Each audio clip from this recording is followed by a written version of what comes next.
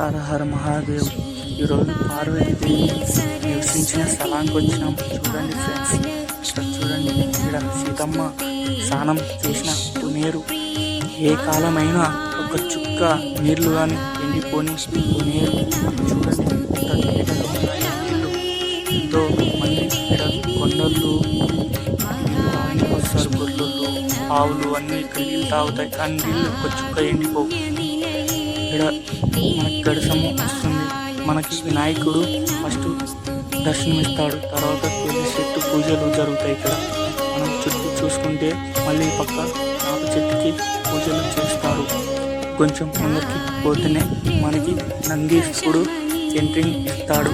తర్వాత మన వినాయకుడు దర్శనం చేసుకొని మళ్ళీ వెంబడే మన శివునికి దర్శనం చేసుకొని పార్వతి దర్శనం చేసుకొని ఓం నమః శివాయ.